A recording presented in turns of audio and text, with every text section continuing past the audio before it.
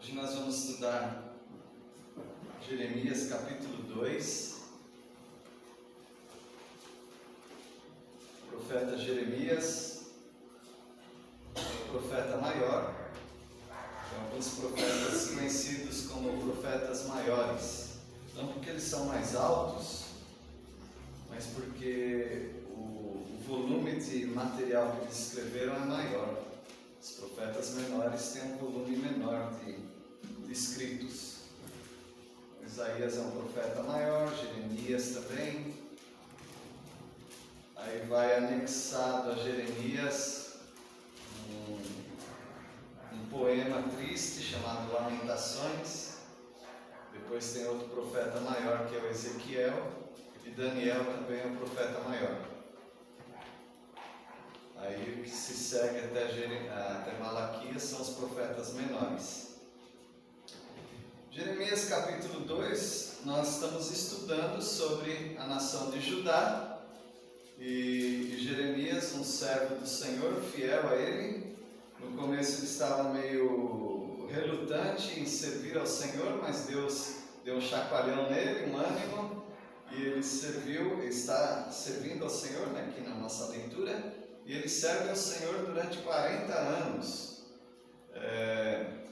profetizando aí para reis de Judá e para o povo todo de Judá, os governadores, os sacerdotes e até mesmo para a categoria deles, profetas.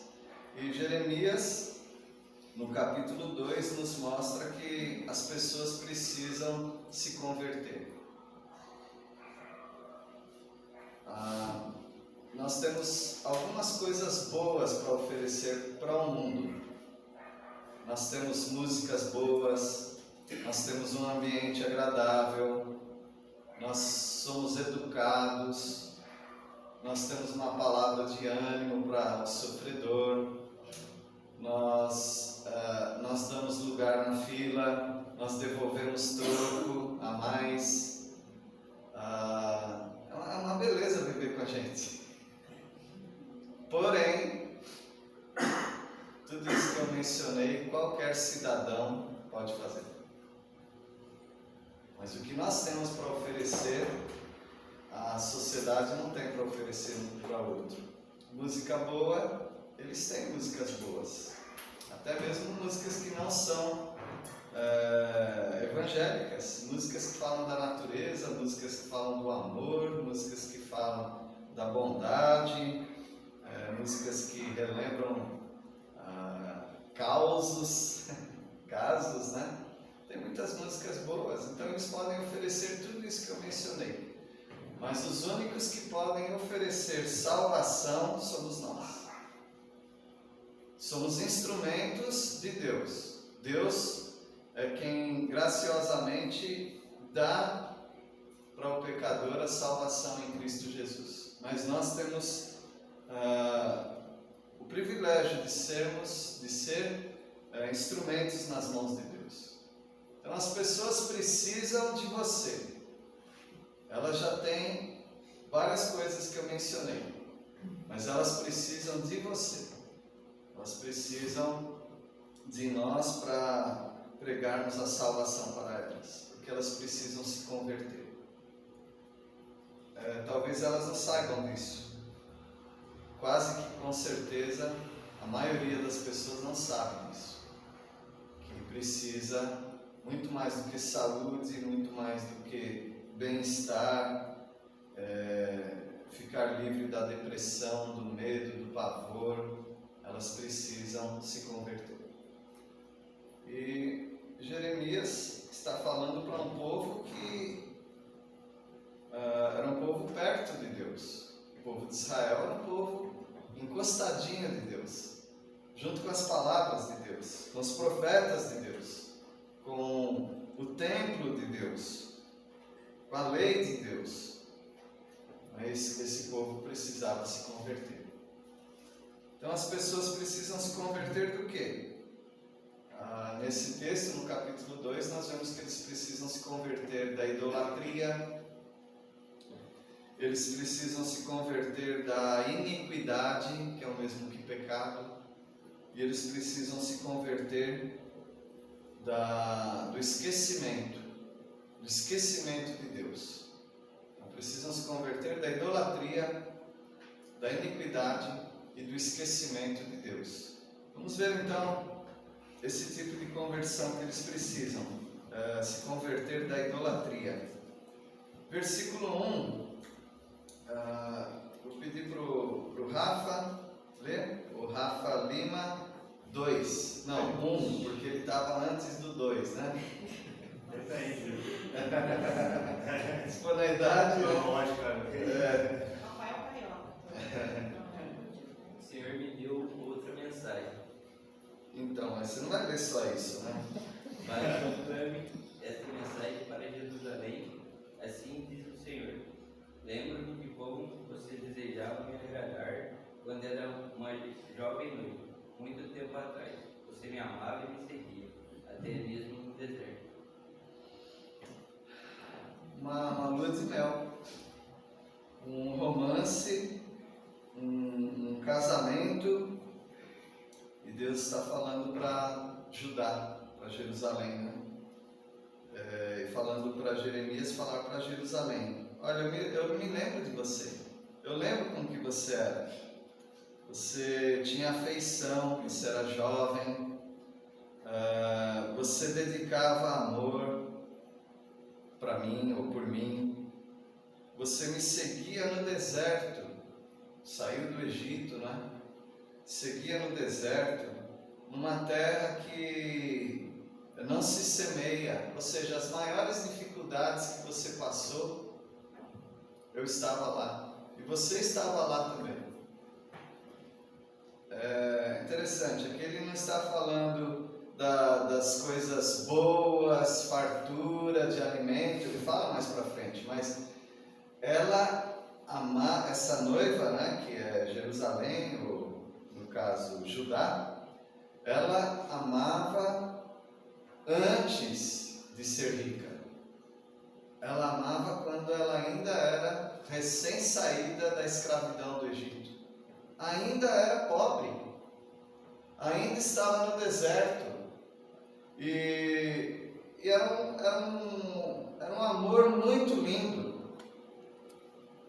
Mas o que aconteceu? Talvez tenha acontecido alguma coisa no meio do caminho, né? Com certeza aconteceu algo no meio do caminho. Versículo 3, o Filipe, pode ler? Israel era um povo, era santo para o Senhor. Os primeiros frutos de sua colheita, todos os que o devoravam, eram considerados culpados, e a desgraça os alcançava, declara o Senhor. Era uma noiva tão amada, tão querida, uma noiva que amava o Senhor, e o Senhor que amava essa noiva. Ela era totalmente consagrada ao Senhor, e até quando algum engraçadinho queria mexer com ela, se dava muito mal, porque o Senhor devorava essas pessoas, o mal vinha sobre essas pessoas. Era um namoro que se tornou um casamento muito lindo, um noivo protetor, uma noiva amada. Versículo 4, Deise. Descendentes de Jacó e famílias do povo de Israel, escutem a mensagem do Deus eterno. Você não vai ler só isso, não. Ele diz: que defeitos seus antepassados acharam em mim para me abandonarem? Adoraram ídolos inúteis e eles mesmos se tornaram inúteis. Então o povo todo é essa noiva, o povo todo é essa esposa. Mas o que aconteceu no meio do caminho? A prostituição, infidelidade, adultério. É isso que acontece quando duas pessoas que se amam, uma delas trai a outra. É isso que acontece. Todo aquele romance, toda aquela coisa bonita acaba. E o Senhor está denunciando o que seus pais fizeram. Ou seja, o que essa noiva fez? Ela adulterou. Essa esposa, né, adulterou. Ela buscou outros homens. Aqui são ídolos, tá? Então buscou outros ídolos. e aí se tornaram nulos em si próprios, em si mesmos.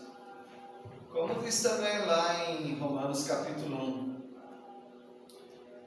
incultando-se por sábios, tornaram-se loucos. E é uma loucura adulterar. É uma loucura olhar para outra pessoa que não é a sua esposa ou seu marido, com uma intenção, e pior ainda, praticar uma traição. Não sobra mais nada, vira tudo cinzas.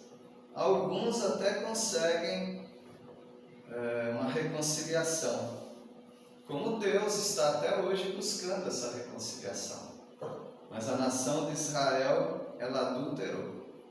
Essa noiva tão amada, né, do Senhor, que amava o Senhor também, adulterou. Buscou outros maridos, buscou ídolos, né? E ele vai carregando o ambiente, assim, fica bem pesado o ambiente.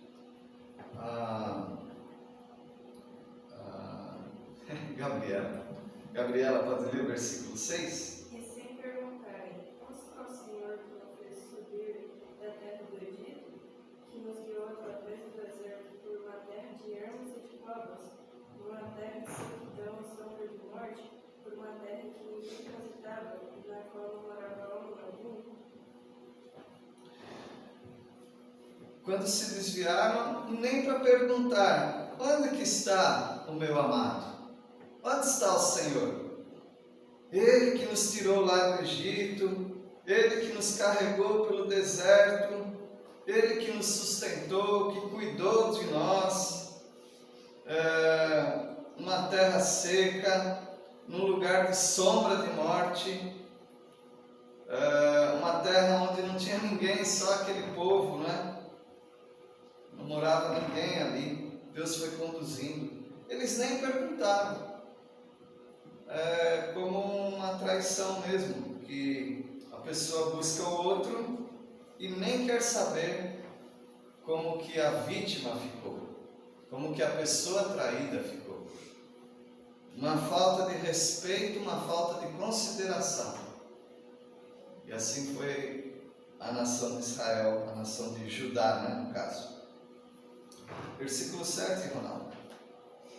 Eu vos introduzi numa terra fértil, para que comesseis o seu fruto e o seu bem.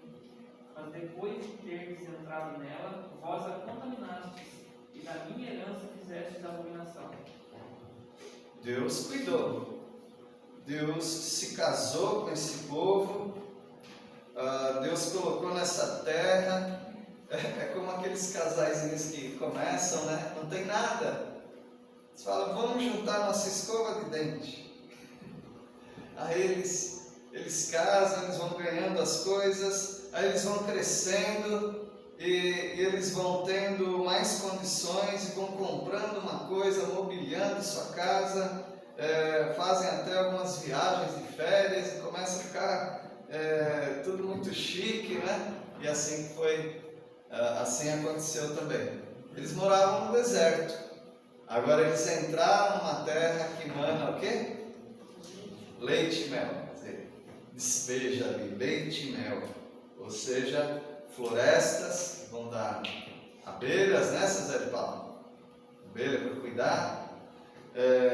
Pastos verdejantes para criar o gado. Então, leite e mel. Em abundância. Então Deus fez tudo isso. Mas o que aconteceu?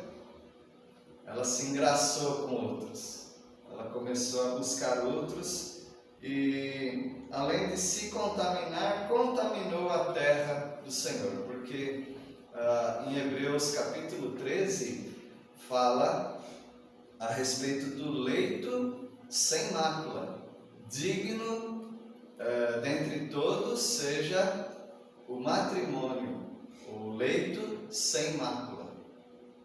Quanto aos adúlteros, Deus julgará, ou vingará.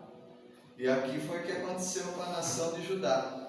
Ela contaminou a terra é como se fosse o leito, se fosse como se fosse essa cama de amores, Deus com a nação de Israel. Mas a nação contaminou esse leito, esse casamento, esse matrimônio, esse relacionamento tão bonito, porque ela foi buscando amantes. E não foi um amante só, foram vários. Ela se tornou uma abominação. Ela contaminou a herança. Versículo 8, a família lá já leu, né? Também. Mas pode ler de novo. A Lavínia, pode ler? Versículo 8. Os sacerdotes não perguntaram: onde está o Senhor? Os que ensinavam-me a lei não me deram atenção. Os governantes se voltaram contra mim. Os profetas falaram em nome de Baal e foram atrás de ídolos inúteis. Então essa noiva, e aqui está mostrando, né, quem que faz parte desse corpo, dessa noiva, dessa esposa, são os sacerdotes. Tem também outros, né, os príncipes, os governadores. Os sacerdotes também nem disseram onde está o Senhor. É como se não sentissem mais falta do esposo. Traiu, não quer saber e não tem falta. Por que não sente falta? Porque ela está, essa traidora, né?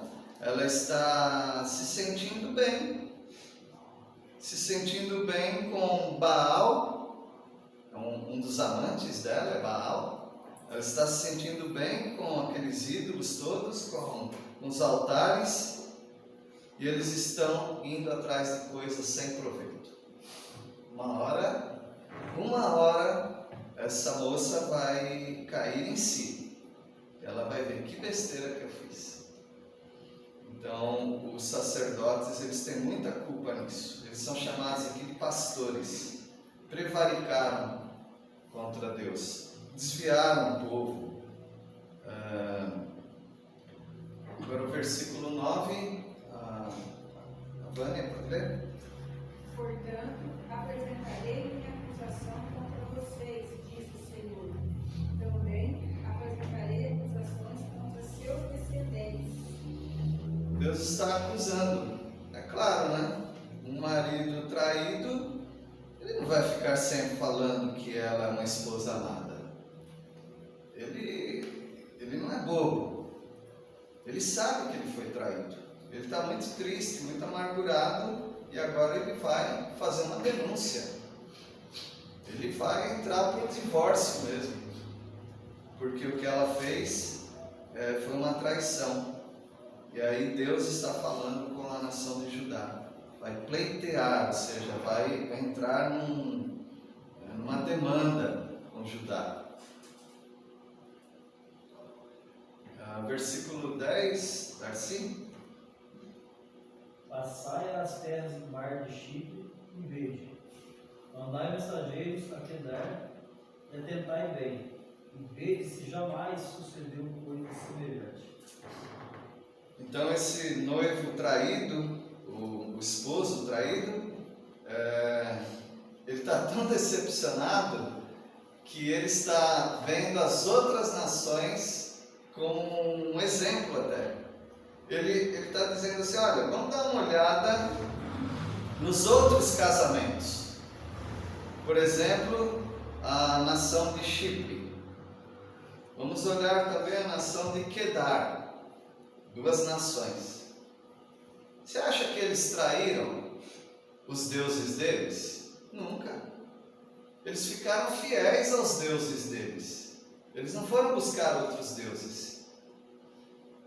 Eles eram totalmente fiéis aos deuses deles. Tá bom, você entendeu que não é para adorar os outros deuses, né? Ele só está dando um exemplo de nações idólatras que são fiéis aos deuses deles. Talvez como hoje nós vemos alguns idólatras, que nós os criticamos com razão, mas eles são muito fiéis.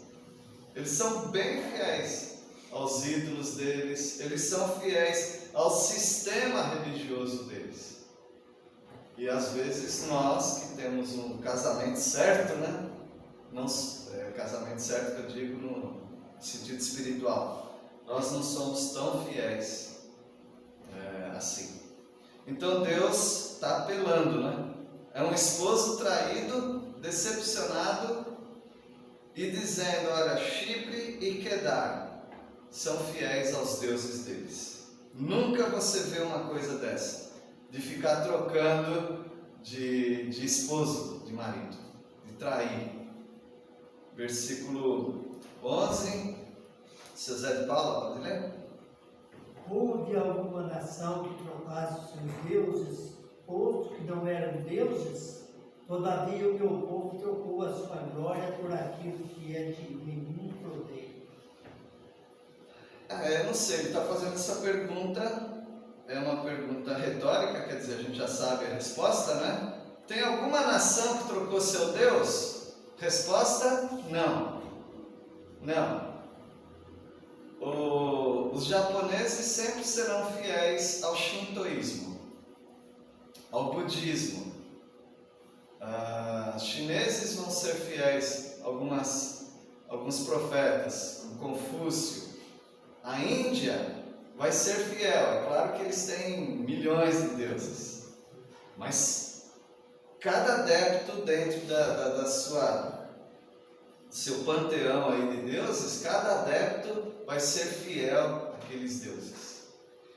E aí você vai encontrando pessoas em todo canto, em todas as culturas. Eles são muito fiéis. É muito difícil eles trocarem a adoração deles. Quando acontece, eles se tornam cristãos. Normalmente é assim. Mas eles não ficam trocando de deuses. Aqueles que têm uma cultura bem arraigada nessas idolatrias. Então Deus está perguntando: será que alguma nação troca os seus deuses? Não. Não. A gente pode ver na nossa cidade. Há quantos anos a nossa cidade, não nós evidentemente, mas tem uma padroeira, um padroeiro, né? Que abençoa essa cidade. Quantos anos faz? Será que eles estão pensando em trocar? Não. A nossa nação brasileira, no sistema religioso romanista aí, eles também têm uma padroeira, não tem? Tem até um dia reservado para a adoração dessa padroeira. Será que eles estão pensando em trocar? Não, eles não trocam. Eles são fiéis àquilo lá. E Deus está então dizendo: mas o meu povo trocou. O meu povo porque os outros nem deuses são. É tudo farsa. Mas eles adoram assim mesmo. Mas o meu povo trocou a glória por aquilo que é de nenhum proveito. É mais ou menos como dizer: se a esposa tivesse, a noiva, a esposa tivesse trocado o marido por um super marido, estaria errado, né? Mas trocou por um que não é nada.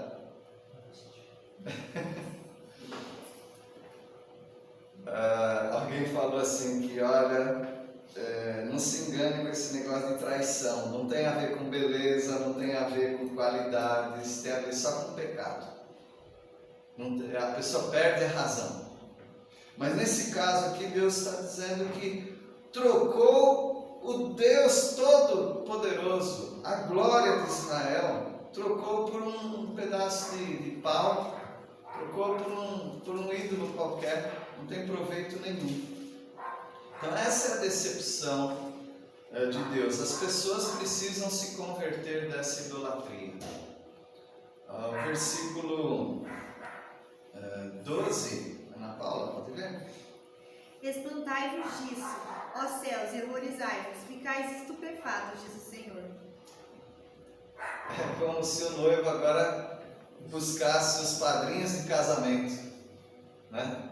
E aí ele vai falar para os padrinhos de casamento: olha, o nosso casamento não deu certo. Você já foi padrinho de casamento de alguém que agora está separado? Padrinho ou madrinha? O que você sente Qual é o sentimento? É muito triste, né? Eu realizei a cerimônia de alguns casamentos, né? Vários casamentos, e alguns deles se separaram. Não um só, mas alguns deles se separaram. É muito triste, porque aquele dia a gente colocou o coração naquilo. A gente estava muito alegre. Nós estávamos regozijando com aquele casamento. E agora o Deus é como se ele estivesse falando para os padrinhos, né? Espantai-vos disso, ó céus, porque os céus viram esse casamento. Os anjos viram. Horrorizai-vos, ficai estupefatos, quer dizer, de boca aberta. Olha o que aconteceu. Acabou o meu casamento. Com tanta gente, com tantos seres angelicais envolvidos nesse casamento. Acabou o meu casamento. Eu fui traído. Muito triste, né? Foi um caso de amor aqui, entre Deus e Judá. E o versículo 13, Dona Maura. Porque dos males cometeu o meu povo, a mim me deixaram um manancial de águas vivas, e cavaram cisternas de rotas que não retêm as águas. Então o povo de Judá cometeu 2 males. Foram vários pecados, mas Deus quis destacar aqui 2 pecados. Um pecado qual foi? Deixar o Senhor. Esse foi um pecado. O pecado de acabar com esse casamento, de trair. E o outro pecado de cavar cisternas rotas, cisterna que vaza. Eu me lembro uma vez que eu participei de fazer um açude, aí passou lá um trator e tal, e aí com grande alegria abrimos, colocamos uma bomba do rio para aquele açude, né? Encheu, até pessoas nadaram lá, foi bem legal. Aí colocamos peixe, e deu peixe para várias pessoas, para todas as famílias de Peniel. Estava lembrando do peixe grande assim, um peixe de couro, seu grande, preto, um peixe assim, grande. De couro, preto. Catfish. Catfish não, tambaqui. Pacu. Pacu não é? Não, então não é de couro. Não lembro. Mas muito. A gente tinha peixe à vontade lá. Muito bom. Mas sabe o que começou a acontecer? A água começou a baixar. E aí tivemos que recolher os peixes e acabar com os peixes e ver o que estava acontecendo. Aí descobrimos, aí enchemos de novo, baixou de novo. Não estava mais segurando a água. Aquele açude estava roto, estava rasgado, estava vazando a água. Aí fizemos um grande projeto de colocar plástico. Caro, forrar com plástico. E deu certo por algum tempo. Mas depois também começou a achar outro lugar. E foi isso que aconteceu com a nação de Judá. Deixaram o Senhor, isso é, traíram, saíram do casamento. E agora eles estão cavando novas cisternas. Cavar nova cisterna agora estão entrando num novo relacionamento amoroso. Mas são cisternas rotas, porque não retém água. A palavra de Deus fala a respeito de relacionamento amoroso, de casais com cisternas também, com fontes. Vamos dar uma espiada lá em Provérbios, capítulo 7.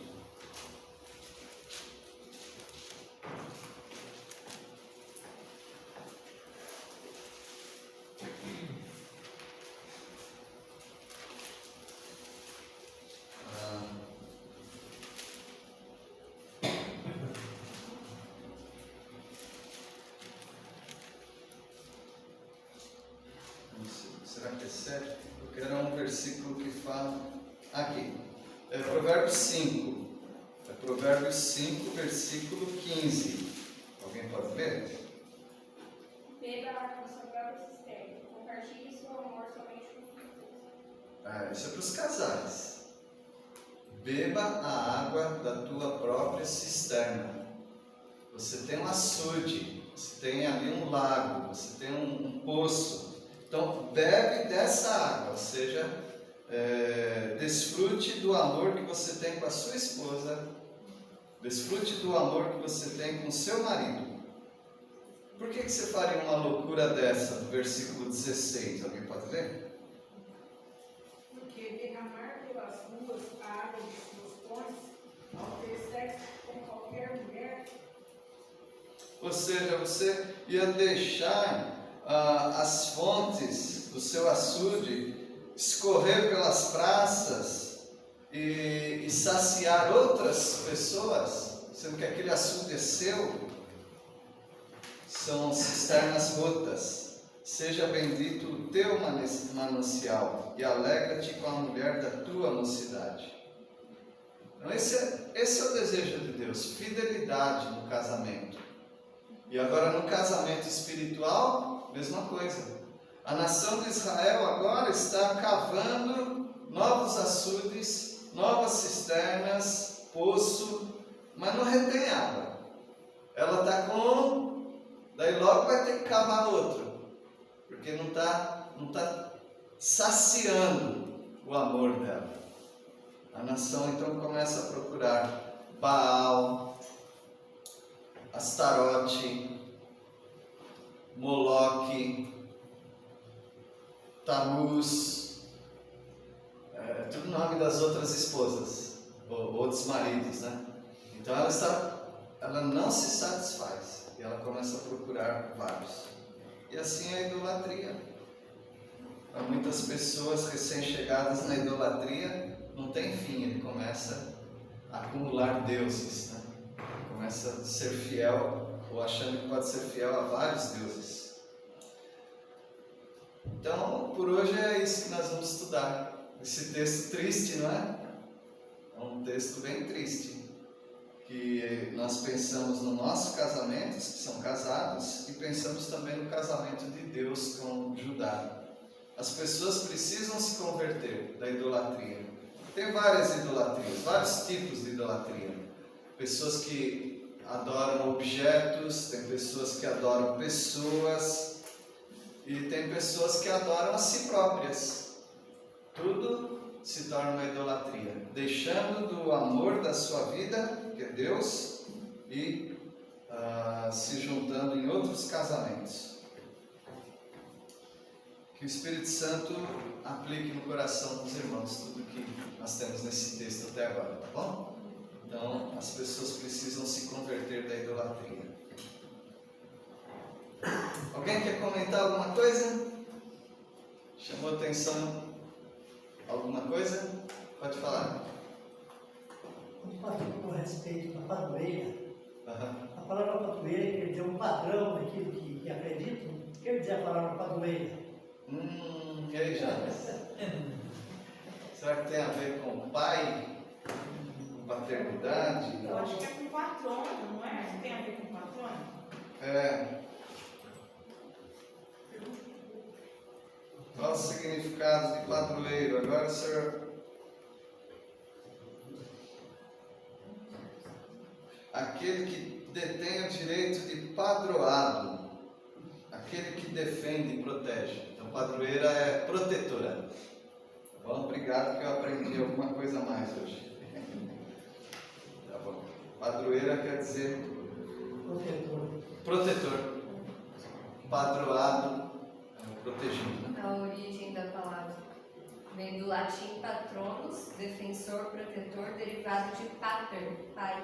Pai, O sufixo deriva do latim arius, um formador de adjetivo. Enfim, é isso. Então, eu pensei em pai, mas é padroeira, né? Não é madroeira.